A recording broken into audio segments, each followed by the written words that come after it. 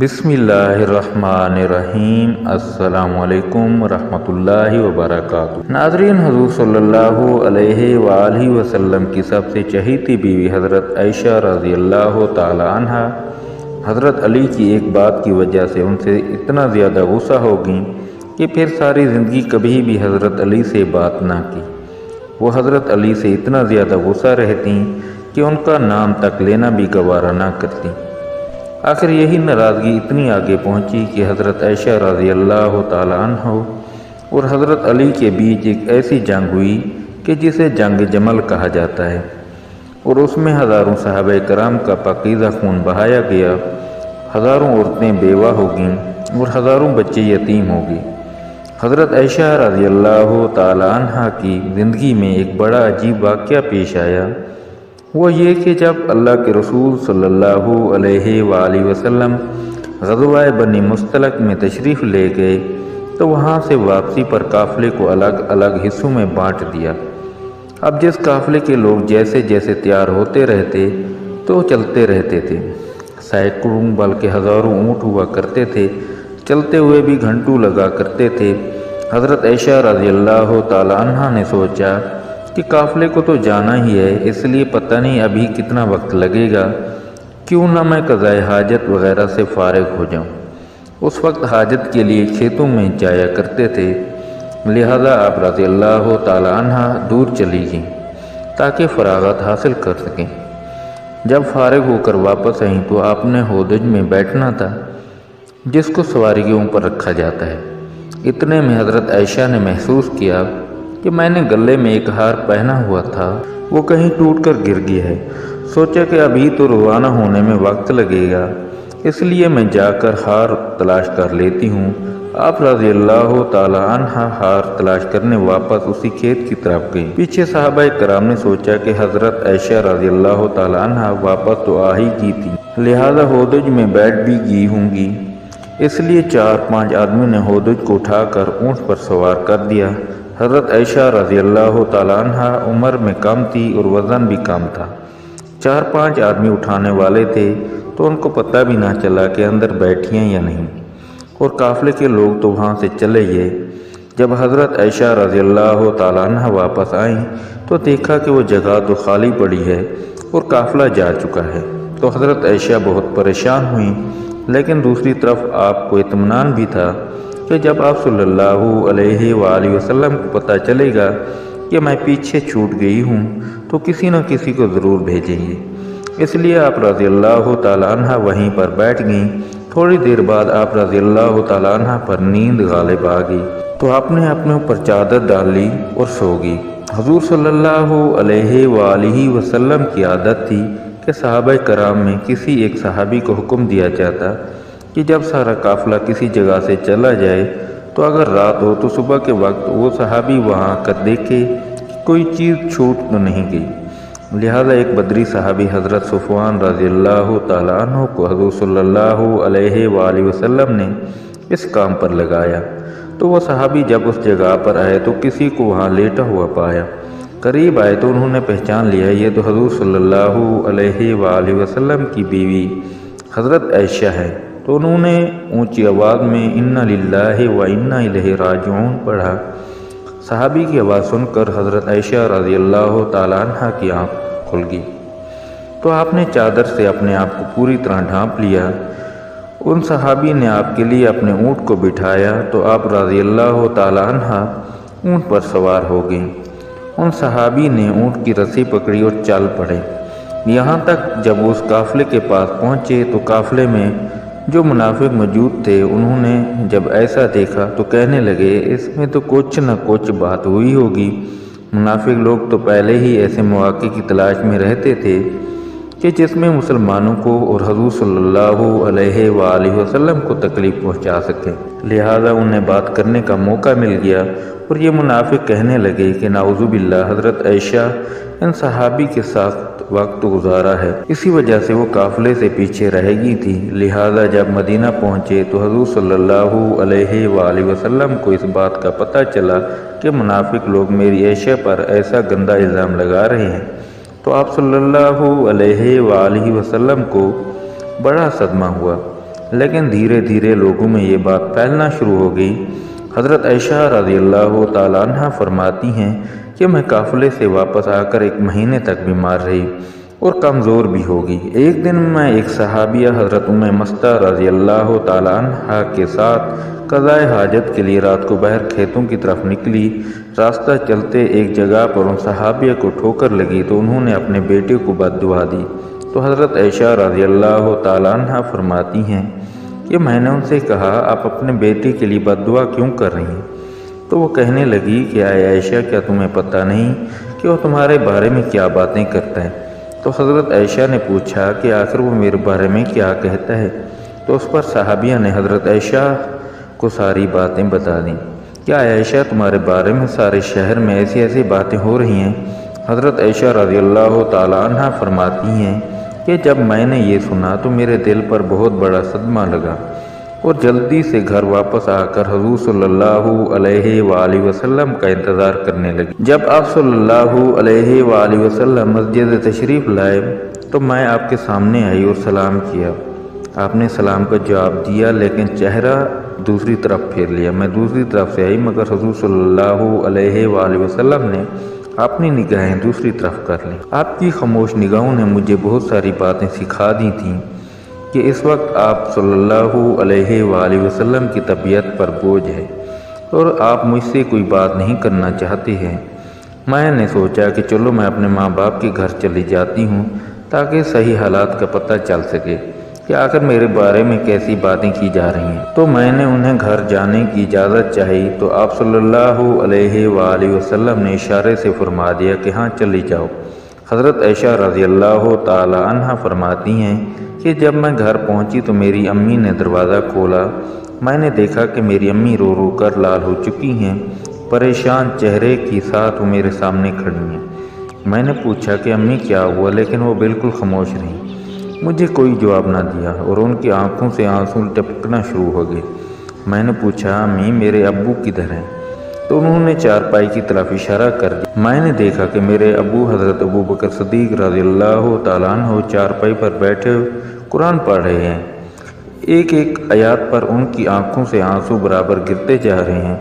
حضرت عائشہ رضی اللہ تعالیٰ عنہ فرماتی ہیں کہ جب میں نے گھر میں بھی ایسا غم کا ماحول دیکھا تو میری طبیعت اور زیادہ پریشان ہوگی۔ میں نے سوچا کہ اب میں کیا کروں کہ جن پر مجھے بھروسہ تھا، جو میری زندگی کے رکھوالے تھے، وہ بھی آج مجھ سے ناراض ہیں، ماں باپ بھی آج مجھ سے جدا ہیں۔ میں آج کہاں جاؤں گی؟ دل میں خیال آیا کیوں نہ میں اپنے اللہ کی طرف متوجہ ہو جاؤں۔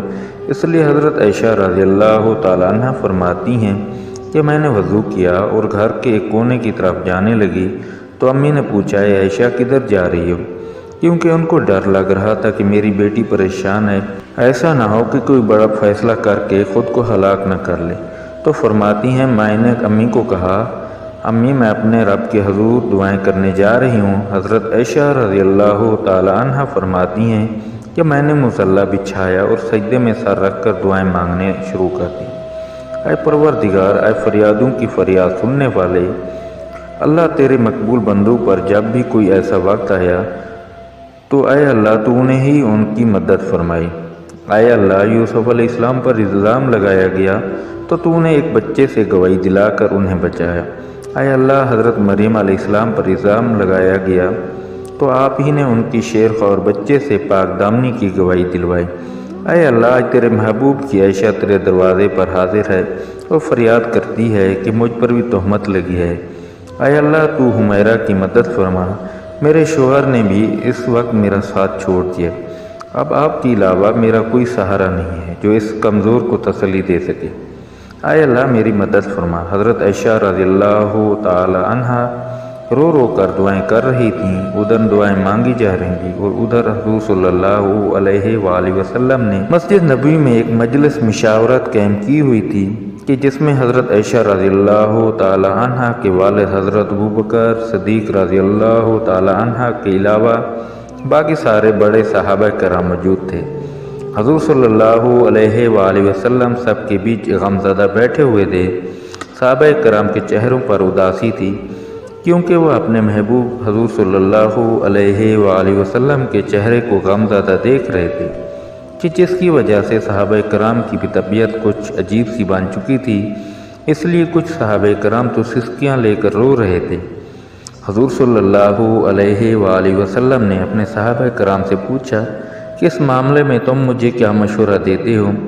تو سب سے پہلے حضرت عمر رضی اللہ تعالیٰ عنہ نے آگے بڑھ کر کہا، اے اللہ کے رسول، اللہ تعالیٰ نے آپ کو اتنی عزت اور شرافت بخشی ہے کہ آپ کے بدن پر کسی گندی مکھی کو بھی بیٹھنے کی اجازت نہیں، تو جب اللہ نے آپ کو اتنا پاکیزہ بنایا ہے تو آپ کے جیون ساتھی ایسی کیسی ہو سکتی ہیں جس کے اندر گناہوں کی گندگی ہو؟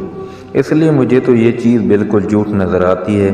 اس کے بعد حضور صلی اللہ علیہ وآلہ وسلم نے حضرت عثمان رضی اللہ تعالیٰ عنہ سے پوچھا کہ عثمان تم کیا کہتے ہو؟ حضرت عثمان رضی اللہ تعالیٰ عنہ نے اس وقت نبوت کی صحبت کا حق ادا کر دیا۔ انہوں نے عرض کیا، اے اللہ کے رسول، اللہ تعالیٰ نے آپ کو ایسا بنایا کہ بادل آپ کے سر پہ سائے کیے رہتا ہے، آپ کا سایہ زمین پر نہیں پڑتا کہ ایسا نہ ہو کہ کسی کا قدم آپ کے سائے پر پڑ جائے۔ جب اللہ تعالیٰ نے آپ کے ادب کا اتنا لحاظ فرمایا کہ کسی کے قدم آپ کے سائے پر نہیں پڑ سکتے، تو یہ کیسے ممکن ہو سکتا ہے کہ کسی کو آپ کی پاکیزہ بیوی پر قابو حاصل ہو، وہ ان کے ساتھ کچھ غلط کام کرے؟ لہذا یہ چیز تو ہمارے وہم و گمان سے بھی باہر ہے کہ اماں عائشہ کے ساتھ ایسا کچھ ہوا ہو۔ ان کی باتیں سن کر حضور صلی اللہ علیہ وآلہ وسلم خاموش ہو گئے، لیکن تھوڑی دیر بعد حضور صلی اللہ علیہ وآلہ وسلم نے حضرت علی رضی اللہ تعالیٰ عنہ سے پوچھا کہ اے علی، تم اس معاملے میں کیا کہتے ہو؟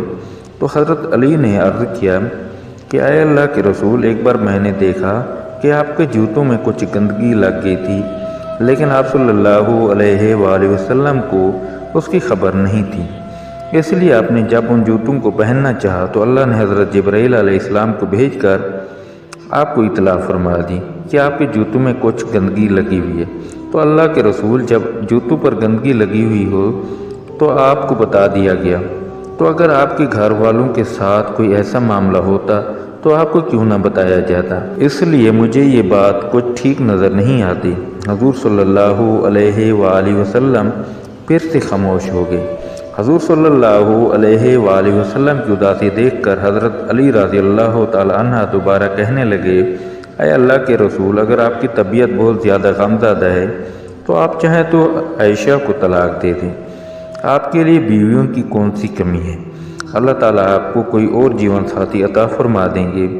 ان کی یہ بات سن کر حضرت عمر رضی اللہ تعالیٰ عنہ تڑپ اٹھے اور کھڑے ہو کر کہنے لگے کہ اے اللہ کے رسول، کہ یہ ارشاد فرمائیں کہ عائشہ سے نکاح آپ نے اپنی مرضی سے کیا تھا یا آپ کو اللہ نے کہا تھا کہ عائشہ سے نکاح کرو؟ تو حضور صلی اللہ علیہ وآلہ وسلم نے انگلی سے آسمان کی طرف اشارہ کر کے بتا دیا، یہ حکم مجھے اللہ کی طرف سے دیا گیا کہ عائشہ سے نکاح کرو۔ تو اس پر حضرت عمر رضی اللہ تعالی عنہ فرمانے لگے کہ اے اللہ کے رسول، اب آپ مجھے چھوڑ دیجئے اور ان منافقوں کو چھوڑ دیجئے، میری تلوار جانے اور ان منافقوں کی گردن جانے۔ وہ اللہ کی پسند کی عورت کے بارے میں ایسی باتیں کر رہے ہیں کہ میں ان سبھی کی گردنیں اڑا دوں گا۔ حضور صلی اللہ علیہ وآلہ وسلم نے اس وقت حضرت عمر کو محبت کی نگاہوں سے دیکھ کر حضرت عمر کے غصے کو ٹھنڈا کیا، دل سے گویا کہ اللہ کے رسول حضرت عمر سے کہہ رہے ہوں کہ اے عمر، اللہ تیرا نگہبان ہو، تو نے میرے غم کو ہلکا کر دیا۔ حضرت عمر کی یہ بات سن کر حضور صلی اللہ علیہ وآلہ وسلم کی طبیعت کو اطمینان آ گیا، اور پھر آپ صلی اللہ علیہ وآلہ وسلم مسجد سے اٹھ کر چلے گئے۔ تھوڑی دیر بعد حضور صلی اللہ علیہ وآلہ وسلم حضرت ابو بکر رضی اللہ تعالیٰ عنہ کے گھر گئے تاکہ معلوم کریں کہ میری عائشہ کس حال میں ہے، کیونکہ حضور صلی اللہ علیہ وآلہ وسلم حضرت عائشہ سے بہت زیادہ محبت کرتے تھے، اس لیے گھر پہنچ کر آپ نے دروازہ کھٹکھٹایا تو حضرت عائشہ کی امی نے آ کر دروازہ کھولا۔ حضور صلی اللہ علیہ وآلہ وسلم نے دیکھا کہ ان کا رو رو کر برا حال ہو چکا ہے، اور پھر گھر کے اندر آ کر جب حضرت ابو بکر صدیق رضی اللہ تعالیٰ عنہ کی طرف دیکھا تو ان کی بھی آنکھیں رو رو کر لال۔ آپ نے پوچھا کہ عائشہ کہاں ہے؟ تو امی نے گھر کے کونے کی طرف اشارہ کر دیا۔ اس وقت حضرت عائشہ رضی اللہ تعالیٰ عنہ سجدے میں پڑی رو رہی تھیں۔ بعد میں حضرت عائشہ رضی اللہ تعالیٰ عنہ فرماتی ہیں کہ حضور صلی اللہ علیہ وسلم جس وقت گھر میں تشریف لائے تو میرا دل کر رہا تھا کہ میں آپ صلی اللہ علیہ وآلہ وسلم کی قدموں میں بیٹھ جاؤں اور جی بھر کر رو دوں۔ کیا اے میرے حبیب، یہ میرے ساتھ کیا ہو رہا ہے؟ کیا آپ اپنی عائشہ کو ایسے چھوڑ دیں گے؟ مگر میرے دل نے کہا کہ اے عائشہ، تو نے اپنے رب کے سامنے اپنی فریاد بیان کر لی، اس لیے اب اپنے رب ہی سے مانگو، تیرا رب ہی تیرا نگہبان ہوگا۔ لہذا حضور صلی اللہ علیہ وآلہ وسلم نے پکارا کہ اے عائشہ، تو آپ صلی اللہ علیہ وآلہ وسلم کی آواز سن کر حضرت عائشہ نے سجدہ پورا کیا اور آ کر چارپائی پر خاموش بیٹھ گئیں۔ حضور صلی اللہ علیہ وآلہ وسلم قریبی بیٹھے ہوئے تھے۔ آپ نے بہت پیار سے سمجھاتے ہوئے کہا کہ اے عائشہ، اگر تو اس حقیقت میں کوئی ایسی غلطی ہوگی ہے تو اپنے رب سے معافی مانگ لے، تیرا رب گناہوں کو بہت معاف کرنے والا ہے۔ تو حضرت عائشہ رضی اللہ تعالیٰ عنہ فرماتی ہیں کہ اس وقت تو میں صبر کے ساتھ بیٹھی رہی، لیکن جب آپ صلی اللہ علیہ وآلہ وسلم سے یہ باتیں سنی تو میرے برداشت کے باندھ ٹوٹ گئے اور میری آنکھوں سے آنسو بہنے لگے۔ میں بیٹھی روتی رہی مگر خاموش تھی۔ آخر روتے ہوئے میں نے کہا، کیا اے اللہ کے رسول، میں وہی بات کہوں گی جو یوسف علیہ السلام کے والد حضرت یعقوب علیہ السلام نے کہی تھی کہ میں اپنا درد صرف اپنے رب سے بیان۔ اللہ کے رسول، آج اگر میں کہوں گی کہ میرے ہاں ایسا غلط کام نہیں کیا تو آپ لوگ میری بات نہیں مانو گے، اور اگر کہہ دوں گی کہ میں نے ایسا کام کیا ہے تو آپ لوگ فوراً میری یہ والی بات مان جائیں گے۔ اس لیے میں اپنے اللہ ہی سے فریاد کرتی ہوں، وہی میرے لیے کوئی نجات کا راستہ نکالے گا۔ حضرت عائشہ رضی اللہ تعالیٰ عنہ فرماتی ہیں، میں نے یہ الفاظ کہے اور پھر حضور صلی اللہ علیہ وسلم کی چہرے کی طرف دیکھا تو آپ صلی اللہ علیہ وآلہ وسلم کے ماتھے پر پسینے کے قطرے تھے، اور آپ کے اندر وہ حسین کپکپی دیکھی جو وحی کے نازل ہوتے وقت ہوا کرتی تھی، اور اچانک آپ صلی اللہ علیہ وآلہ وسلم پر وحی کی کیفیت طاری ہونے لگی اور آپ صلی اللہ علیہ وآلہ وسلم نے اپنے اوپر چادر ڈالی۔ حضرت عائشہ رضی اللہ تعالیٰ عنہ فرماتی ہیں کہ میں آرام سے بیٹھی تھی، دل میں خیال آ رہا تھا کہ اللہ تعالیٰ آپ صلی اللہ علیہ وآلہ وسلم کو خبر کر دیں گے یا نیند میں کوئی خواب دکھا دیں گے کہ میں بے گناہ ہوں، مگر میرے ماں باپ اس وقت بہت زیادہ پریشان تھے۔ میں نے اپنے والد کو دیکھا، وہ تڑپ رہے تھے کہ وحی نازل ہو رہی ہے، پتہ نہیں میری بیٹی کی قسمت کا کیا فیصلہ ہو۔ والد کی آنکھوں میں بھی آنسو تھے اور امی بھی رو رہی تھی۔ تھوڑی دیر بعد حضور صلی اللہ علیہ وآلہ وسلم نے چہرے سے کپڑا ہٹایا تو آپ صلی اللہ علیہ وآلہ وسلم کا چہرہ 14ویں رات کے چاند کی طرح چمک رہا تھا۔